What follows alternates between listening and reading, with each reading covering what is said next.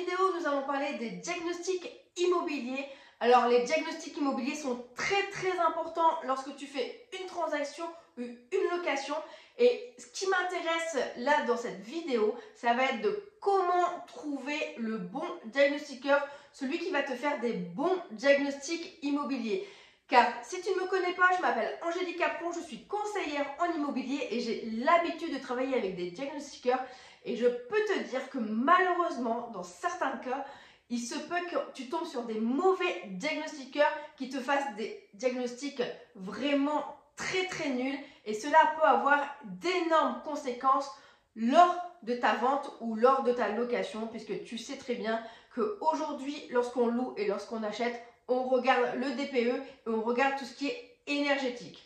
Je vais tout te dire dans cette vidéo. Allez, c'est parti!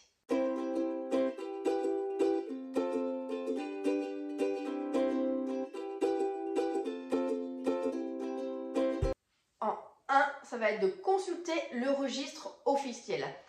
En France, on a la possibilité de vérifier si le diagnostiqueur est bien certifié sur le site du ministère de la Transition écologique ou sur les annuaires professionnels. En 2, il faudra que tu vérifies ses certifications. Un diagnostiqueur doit être certifié par un organisme agréé, type Bureau Veritas par exemple. Il faut savoir que lorsqu'un diagnostiqueur vient chez vous pour faire des diagnostics, par exemple un DPE, de l'amiante, du plomb, et bien pour chaque élément, il doit passer une certification. Et ça, c'est vraiment très important que toi, tu puisses vérifier si celui-ci a bien ses certifications. Pourquoi? Parce que imaginons que demain, tu appelles pour une maison qui est un petit peu ancienne et tu risques peut-être d'avoir en termes de DPE, E, F, G. Ça veut dire que tu feras obligatoirement un audit énergétique. Et il faut savoir que malheureusement, tous les diagnostiqueurs ne sont pas habilités à faire un audit énergétique. Ça veut dire que demain, si tu prends quelqu'un qui n'est pas habilité à faire un audit énergétique, lui appellera un autre contact pour faire un audit énergétique. Et cela va te prendre beaucoup plus de temps. Alors, je te dis ça, pourquoi? Parce que moi, j'ai eu le cas avec un diagnostiqueur qui travaille très bien, hein, qui faisait les DPE, l'électricité, etc., qui faisait vraiment tout. Mais par contre, il n'avait pas passé sa certification pour faire l'audit énergétique. Et cela m'a pris énormément de temps pour qu'un confrère vienne faire l'audit énergétique. Ça a pris bien un mois et demi. Donc vraiment, si tu ne veux pas perdre de temps, je te conseille de vérifier cela. Alors, on se retrouve juste derrière mon écran. Donc, pour vérifier si le diagnostiqueur est bien certifié, donc on va écrire certification diagnostiqueur immobilier. Donc, tu vois ici, hop. Et ici, tu vas te retrouver sur annuaire des diagnostiqueurs immobiliers. Donc, tu vas cliquer. Et là, tout simplement, tu vas rechercher. Donc ici, tu mets la commune ou le code postal. Par exemple, on va dire si tu cherches sur Marseille, hop, tu écris Marseille, voir la liste des diagnostiqueurs. Donc tu vois par exemple sur le premier, on voit qu'il a les certifications pour faire l'amiante, l'électricité, le plomb, le gaz et les termites. Et sur le deuxième diagnostiqueur, on voit que là, lui, il est habilité à faire les DPE individuels. Donc, tu vois, c'est bien ce que je te disais. Donc, certains diagnostiqueurs ne sont pas forcément habilités. Ils n'ont pas la certification. Donc, tu vois que le premier, lui, n'a pas la certification pour faire le DPE. Par contre, le deuxième, lui, l'a. Donc, il pourra bien faire le DPE. Alors, bien sûr, sur le premier, effectivement, pour l'instant, à la date d'aujourd'hui, il n'y a pas de DPE, hein, mais peut-être que cette personne va passer de la certification et qu'il l'aura prochainement. Ça, c'est complètement possible, hein. Donc, revérifiez bien tous ces éléments au moment clé quand vous voulez vraiment faire un diagnostic. En 3, il faudra que tu vérifies si ton diagnostiqueur est bien assuré. Alors, chaque diagnostiqueur doit avoir une responsabilité civile professionnelle. Et ça, c'est important que tu récupères cet élément. Pourquoi? Parce que si jamais il y a des erreurs dans les diagnostics, par exemple, imaginons qu'au niveau du DPE, normalement, lui, le diagnostiqueur, t'a mis du D et en fait, l'acquéreur se rend compte qu'il y a des problèmes et il refait passer quelqu'un, il se rend compte que finalement, le bien est peut-être en E, il se peut effectivement qu'il fasse une procédure contre toi.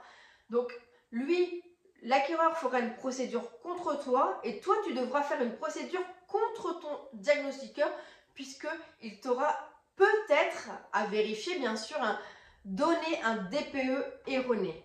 Donc ça, c'est un élément très important. Si tu dois faire une procédure contre ton diagnostiqueur, il faut absolument que tu récupères cet élément pour savoir si celui-ci est vraiment bien assuré. En 4, ça va être de vérifier les recommandations et les avis. Alors, si tu souhaites mettre par exemple ton bien en vente, moi je te conseille de demander à ton entourage si quelqu'un a déjà vendu son bien dans le secteur, s'il a fait passer un diagnostiqueur et également comment ça s'est passé par rapport à ce diagnostiqueur, quels sont ses ressentis. Ça, au moins, ça va te permettre déjà d'avoir un premier élément.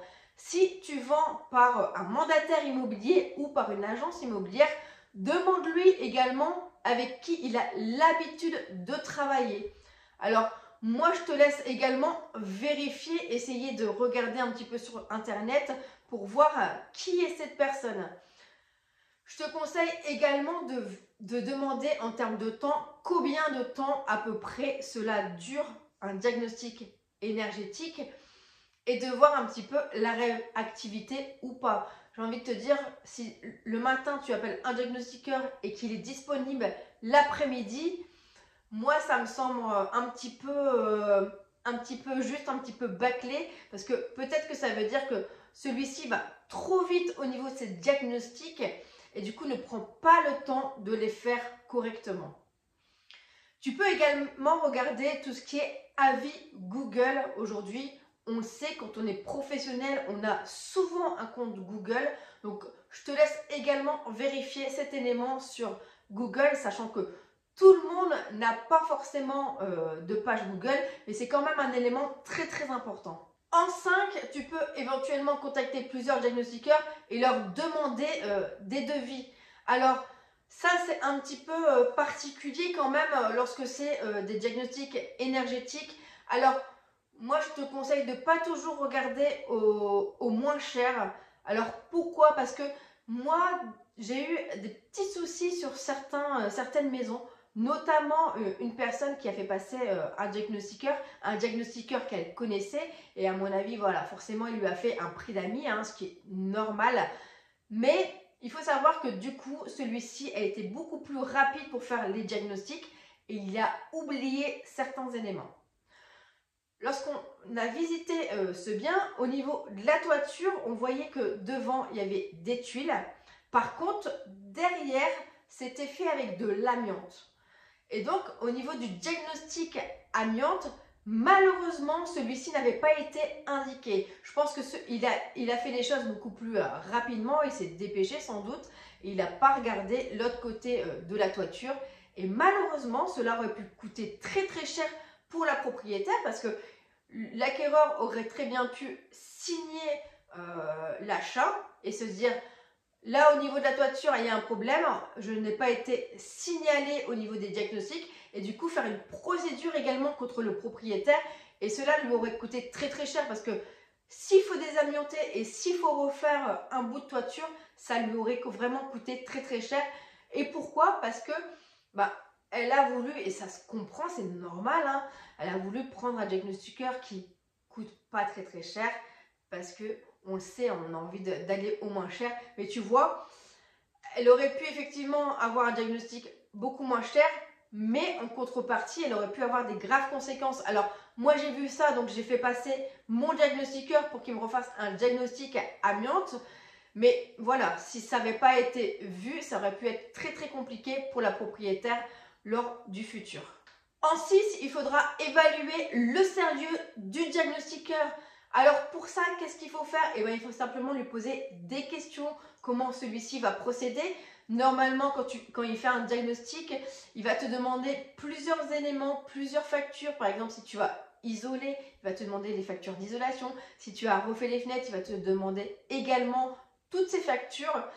Si jamais tu n'as pas les factures, tu les as perdues ou tu n'as aucun élément, et ben demande-lui comment il va faire. Alors, normalement, moi je sais que mon diagnostiqueur, quand c'est comme ça, il enlève une prise pour regarder l'isolation qu'il y a au niveau des murs. Et ça, c'est vraiment important parce que certains diagnostiqueurs ne le font pas. Donc ça veut dire que peut-être que ton mur, il est peut-être bien isolé, mais si le diagnostiqueur n'en prend pas compte, et ben forcément, ça va faire baisser considérablement ta note. Je te conseille également de lui demander combien de temps il va passer dans ton logement. S'il doit faire tous les diagnostics, il va passer quand même un certain temps dans ton logement. S'il passe 1 heure seulement dans ton logement, ça veut dire que le travail a été bâclé. Parce que par exemple, pour le diagnostic plomb, il doit vérifier sur chaque mur, chaque porte, s'il y a du plomb. Donc tu vois, rien que ça peut prendre du temps, surtout si ton logement est quand même assez grand. Privilégie également les diagnostics où il y a des photos. Cela sera beaucoup plus simple pour l'agent immobilier pour comprendre les anomalies et surtout pour essayer d'expliquer les anomalies à ton acquéreur et de les rassurer. Alors des fois, c'est pas grand-chose. Moi, j'ai eu une fois une anomalie dans une salle de bain parce que au niveau du lustre, le fil était trop long. Donc, il suffit simplement d'expliquer aux acquéreurs que le fil est trop long et effectivement, avec la photo, c'est quand même beaucoup plus simple. En 7, je te conseille de privilégier un diagnostiqueur indépendant.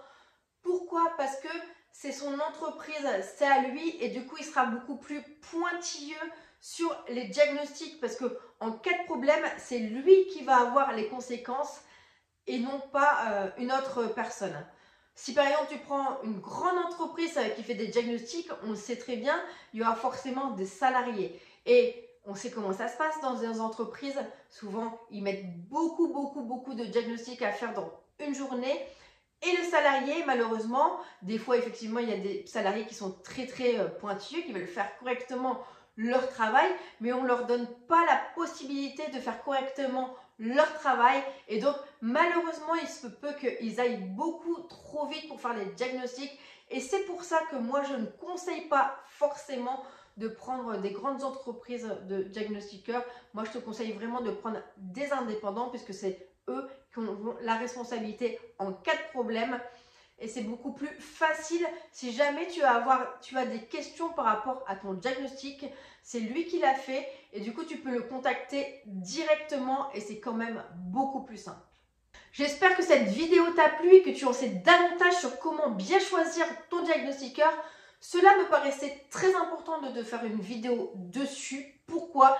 Parce que j'ai eu quelques anomalies sur certains diagnostics, notamment en termes de métrage, des maisons qui faisaient normalement 90 mètres carrés et finalement on se retrouvait avec 75 mètres carrés quand moi je revenais faire le métrage. Et en termes de métrage, s'il y a des grosses différences, ça peut être au vendeur de donner de l'argent à l'acquéreur si celui-ci a été erroné. Donc, fais très important à ton diagnostiqueur. C'est souvent quelque chose qui est bâclé. On prend celui qu'on nous conseille rapidement. Mais moi, je te conseille vraiment d'être très pointilleux sur ce sujet. Si tu as des questions, n'hésite pas à les mettre dans les commentaires. Et moi, je te dis à bientôt pour une nouvelle vidéo. Ciao!